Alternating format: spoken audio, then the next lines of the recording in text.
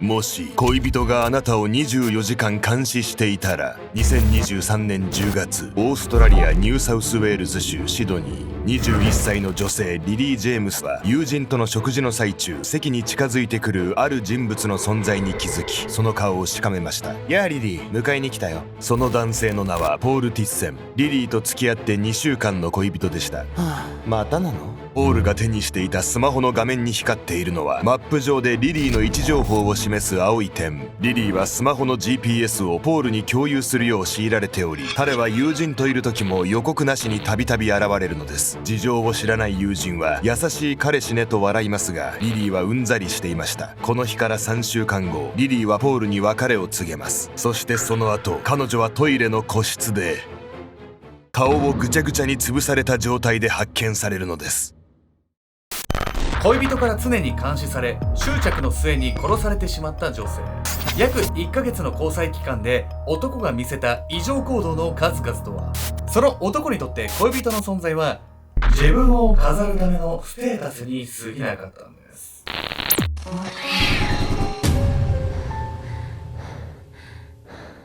大沢すけちゃんです。みやみこです。僕ね、最近 C 社吸いたくて突発的に神戸に行ったんですよ。美味しい社があるの？神戸に？口コミいいとこ行って、店長と仲良くなったんですよね。僕ダブルアップルっていうフレーバーが苦手なんですよ。C 社さん行ってダブルアップル苦手なんでそれ以外のお願いしますって言ったのね。そしたらうちのダブルアップルは他とは違うんだって言ってきて、ずっとダブルアップルしか使ってない台、同じ台で同じフレーバーだと染み込んでだんだん濃くなるんだけど、継ぎ足しの機材みたいな相手のやる気も引き出しちゃったし、そこまで言われると吸わざるを得なくない？断れなくて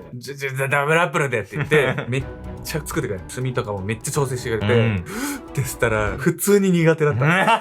何が違ったのよ。他の店より甘み出たりとか、独特の香りを立たせるのがまあいいって言うんだけど、自信満々だから俺が吸ってんのも目の前でずっと見てる座ってきてめっちゃ話しかけてくるの。圧がやばいわ、ね。そうそう。美味しいですとか言ってあんたそういう気を利かせるというか、普通言うのよ。いい人そうすぎて。いい人だし、一生懸命母ちゃんが作ってくれた飯まずいって言えないなみたいな今回はオーストラリアシドニーで起きた殺人事件をご紹介します。被害者と加害者は恋人同士で、事の発端は GPS による監視だったのです。そこから男の執着がエスカレートし、取り返しのつかない事態に。恋人同士で GPS 共有し合ってるって話はよく聞くけどさ、今の時代になって、私は息苦しいわよ。繋がってたいっていう感覚なのか、寂しいっていう感覚から来るものなのか、人によってちょっと違いはあるんでしょうけど、ずっと繋がってるって身動きあんまり取れなくて息苦しすぎない？背くことをしてるしてないに関わらずよ、これは。お互いがね、いいと思ってやってるんだったらいいんですけど、この場合はね、男の監視の度合いっていうのが行き過ぎていたんです。そして悲劇の最後を迎えてしまった二人。通報をもとに警察が駆けつけると、女性は目も当てられない姿で発見されるんです。2つの遺体。2023年10月25日、オーストラリアニューサウスウェールズ州シドニー。深夜、警察に1本の通報が入りました。There's a body in St Andrews Cathedral School. A body? Yeah. Is it male or female?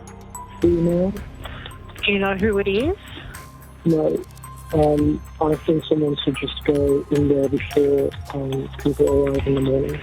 Thank you. 通報者の言う通りに警察が学校へ急行すると、体育館のトイレの中で一人の女性が倒れていたのです。女性は顔を中心に執拗に殴打されており、顔面はもはや原形をとどめていませんでした。そして検視の結果、彼女はこの学校で水球のコーチを務める21歳のリリー・ジェームスと判明します。さらに捜査を進める中、この学校の関係者でもう一人、事件当日から行方不明になっている人物がいることが分かったのです。その人物とは、クリケットとホッケーのコーチをしている24歳の男性ポール・ティッセン。リリーの元恋人でした。2人は事件の5日前に破局しており、ポールが何か関係していると考えた警察はすぐに彼の行方を捜索。近隣の防犯カメラを確認した結果、事件の夜、シドニー湾に面したザ・ギャップと呼ばれる断崖絶壁へポールがやってきていたことが判明するのです。防犯カメラ映像の中でポールが背負っていたリュックはその崖のすぐ近くで発見されました。その中身は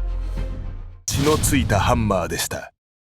ポールのリュックから見つかったハンマーの形状は被害者リリーの遺体に残されていた傷と完全に一致。こうして彼がリリーを殺害したことは疑いようもなくなったのです。そしてこの2日後、犯人のポールもまた崖の下の岩場で亡くなっているところを発見されました。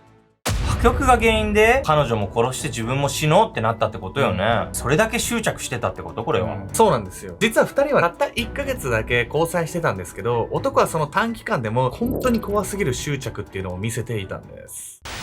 完璧な恋人。事件から約1ヶ月前の2023年9月中旬、リリーとポールはポールからのアプローチをきっかけに交際し始めました。2人はシドニーの歴史ある高校セントアンドリュース大聖堂学校に勤める同僚。クリケットとホッケーのコーチをしているポールはオランダ出身で、名門シドニー大学への留学のためにやってきた知的な青年。一方のリリーは優しく明るい性格から生徒にも人気の水球コーチで、2人はお似合いのカップルに見えていました。しかし交際が始まってすぐにリリーはポールのことを思っていたような人ではないかもしれないと感じる出来事に直面するのです。それはリリーが友人と食事をしていた際のこと。やあリリー、迎えに来たよ。その食事の場に何の予告もなしにやってきたポール。友人は優しい彼氏ねと笑いますが、リリーの表情は曇っていました。彼はリリーの安全のためと言い、彼女にスマホの GPS を共有させていたのです。監視されているようで抵抗があったリリーは最初こそ拒否していたのですが、ポールがしつこく食い下がり、しぶしぶアプリを入れていました。以降彼はリリーが友人と外出している先に突然現れたり、リリーの仕事が終わるのを何時間も待ったり、ポールは服装や交友関係にも逐一口を出し、リリーは交際して数週間も経たないうちから彼との関係にうんざりしていたのです。恋人が自分の思い通りに行動しないと気が済まないって感じじゃない？息苦しくて嫌になっちゃうわよすぐ。こうした経緯からリリーは交際が始まってすぐにポールのことを思ってたような人じゃないかもと感じ始めていたんです。そしてこの後その違和感を確信に変える出来事が起こるんです。2人が交際し始めて数週間が経ち、リリーの誕生日パーティーが開かれた際のこと。その日ポールは友人と食事の約束があったためパーティーには参加していませんでした。一方でポールはパーティーの最中、リリーとの共通の知人にこんな連絡をしてきたのです。パーティーにリリーの元彼が来てるだろう。リリーと話さないよう見張っててくれ。友人と食事をしている途中にもリリーのことが気になっていたポールは彼女の行動を伺う中で偶然パーティーに元彼が参加していることを知りました。気が気ではなくなった彼はパーティーに参加している知人にリリーの監視を頼むことに。以降もポールは友人と食事中にもかかわらず会話もそっちのけでスマホの GPS を睨み続けていたのです。そしてそれはリリーの誕生日パーティーがお開きになった時間のこと。今日はありがとう、気をつけて帰ってね。パーティー会場から帰っていく友人たちを見送りに出てきていたリリー。すると彼女が会場の外へ出てくるのを待ち構えていたかのように男の声が響いたのです。遅かったじゃないか。建物の暗がりから姿を現したポールは口角を上げて笑顔を作りますが、その目は全く笑っていませんでした。あの男とは話してないだろうな。彼氏を何時間も待たせてさぞ楽しかっただろうな。トゲのあるその言い回しとポールの引きつった表情にリリーは恐怖を覚えたのです。リリーはきっとさ、元彼のことも友達それと同じ感覚で招待したんでしょうけど、ポールにとってはそれは浮気だってことよね。そうなんですよ。このようにリリーとポールで物事の捉え方が違うっていうことは、心理学でいう認知の歪みっていう理論で、説明がつくんです。というわけで本日のメトラキーワード、認知の歪みについて。強い思い込みにより物事をありのままに受け取れなくなる思考の癖のことを心理学上では認知の歪みと言います。リリーはあくまで友人の一人としてパーティーに元彼を呼びました。元彼とその他の友人の関係性も含めて建前として呼んだ部分もあったかもしれません。しかしポールにとっては元彼をパーティーに招待することは浮気と同義でした。彼のように精神状態が不安定な場合には事実確認をせずに極端な決めつけをしてしまう認知の歪みが生じることがあるのです。このように事実確認をすっ飛ばした物事の決めつけが発生するのは脳の省エネのため、人間の脳は膨大な量の情報を処理せねばならず、過去に経験したことから決めつけをすることでエネルギーを節約しているのです。幼少期にトラウマを抱えていたり、親からの愛情不足ゆえに自己肯定感が低い人などは、その経験則からネガティブな認知の歪みが生じる可能性が高くなると言います。ポールには恋人の行動をすげえネガティブに捉える認知の歪みがあったんです。この後リリーはポールに別れを告げるんですけど、ポールは絶対許せなかったんです。剥がされたメッキ。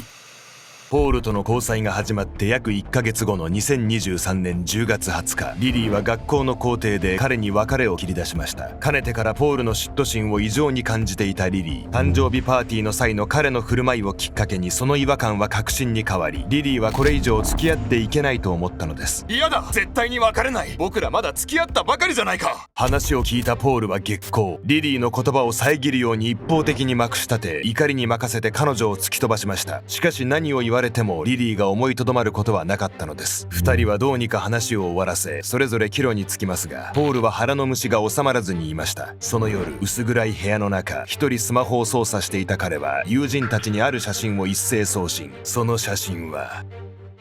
リリーの裸の写真でした。俺を裏切った女は痛い目に遭わせないとな。さらにポールはリリーと別れた翌日から自分だとわからないようにレンタカーを借り、彼女の自宅付近を合計7回も徘徊。何のためなのかわかりませんが、リリーの家族の誰がどの車に乗っているかなど、彼女の身内も含め生活パターンを徹底的に監視しました。他にも友人を通じてリリーの行動を詮索したり、 SNS をハッキングして引き続き彼女の位置情報を見張ったり、度が過ぎたストーカー行為を繰り返したのです。ちょっとやばすぎるわよ。リベンジポルノしたりストーカーしたり、そんな陰湿な性格だからすぐ別れられちゃうんじゃない？ポールがここまでのことをしたっていうのは、本来ポールは自尊心がめちゃくちゃ低い男なんですよ。そんな男が本当に魅力的な女性と付き合うことに対してステータスに感じていたっていうことが原因なんじゃないかと言われてるんです。このことはポールの過去の行動からも明らかなんです。ポールの女性への異常な執着は今に始まったことではなく、実は以前交際していた女性とも GPS での監視や過干渉で揉めていたといいます。その女性との別れ話の際にもポールは激高し、女性の近くに生えていた木を乱暴に殴りつけるなど暴力的な振る舞いを見せたとも。こうした女性への執着心はおそらくポールの自己肯定感の低さから来るもの。彼は自分の魅力で女性をつなぎ止める自信がないからこそ交際相手を縛り付けようとするのです。その自信のなさは女性に対する振る舞い以外の部分でも現れていました。先ほども説明したように、ポールは名門シドニー大学への留学のためオランダからオーストラリアへやってきた青年。実はその話も自分を優れた人間に見せるための嘘でした。シドニー大学の名簿にポールの名前は存在せず、職務経歴書に書かれている内容も全て嘘。またリリーと別れて以降、ポールは彼女と職場で会った際、この女にストーカーされているとある SNS アカウントを見せていたのですが、そのアカウントも自作自演。このようにポールは本当は何者でもない自分を魅力的に装うことに必死になっていたのです。経歴まで偽ってたの？そんなことしても長い目で見たらすぐバレるわよ、仲良くなって。なんでそんなことしちゃうの？そうまでしてでも自分が何者でもないっていうことを認めたくなかったんだと思います。リリーに振られたことで怒りを抑えきれなくなった彼はついに強行に及ぶんです。唯一空いていた個室。リリーと別れてから3日後、ポールは金物店でハンマーを物色。ストーカー行為を繰り返す3日間で彼はさらに憎しみを増大させ、その感情はどこかで明確な殺意に変わったのです。そして迎えた2023年10月25日、ポールは先日購入したハンマーに納得がいっていなかったのか、早朝のホームセンターでまた新たにハンマーを購入。そして放課後、体育館にいるのが運動部のコーチであるリリーと自分だけになった状況で、その入り口に鍵をかけました。ポールはそこから水球の練習を終えたリリーがやってくるのを体育教員室でじっと待ち構えていたのです。静まり返った夜の体育教員室へ訪れたリリー。そこには先に部活の練習を終えたポールが待っていた。練習お疲れ様。あ、ポールお疲れ様。短く言葉を交わした後、リリーは着替えのためトイレへ向かった。またポールと二人きり、嫌な感じ。そう思いを巡らせながらトイレの中へ入ると、あら？ほとんどの個室にかけられている清掃中の札。いつもはあまり見かけないその光景を不思議に思いながらも、リリーは唯一札がかけられていなかった障害者用トイレへ足を踏み入れた。少しでも早く体育館を出たかったリリーはそそくさと着替えを済ませると大きくため息をついた。次の瞬間、障害者用トイレに突入したポールはリリーの顔や首を中心に25回以上も殴打。彼女の顔面がぐちゃぐちゃになるまでハンマーを叩きつけ、確実にその命を奪いました。そしてなぜ障害者用のトイレ以外の個室の全てに清掃中の札がかかっていたのか、皆さんもすでにお分かりでしょう。清掃中の札は全てポールが用意したもの。彼は犯行のリハーサルを入念に行っており、リリーを障害者用のトイレへ誘導して逃げ場をなくす手はずを完璧に整えていました。ポールはトイレへ突入する際の動きまで実際の現場で何度もシミュレーション。ハンマーを左手と右手どちらで持った方が殺害しやすいかなど、リリーが部活の練習を終えてやってくるまでの時間で徹底的に検証していたのです。これはもう確実に殺してやるっていう意図が感じられてものすごく怖いわね。この後の行動も怖いんです。ポールはリリーが亡くなったその後、家族にまで復讐しようとしたんです。リリーを殺害した1時間後、ポールは彼女のスマホを使い彼女の父親にメッセージを送信しました。学校へ迎えに来て。彼が亡くなった後となっては真意は定かではありませんが、父親を遺体の第一発見者にして精神的苦痛を与えることも彼にとっての復讐だったのかもしれません。しかしリリーの父親は夜の校内に入ることができず、幸か不幸かその現場を見ることはなかったのです。また動画をご覧の皆さんは、事件の日に第一発見者の男性から通報が入ったことを覚えているでしょうか。 There's a body in St Andrew's Cathedral School. A body? Yeah. I think someone should just go in there before people arrive in the morning.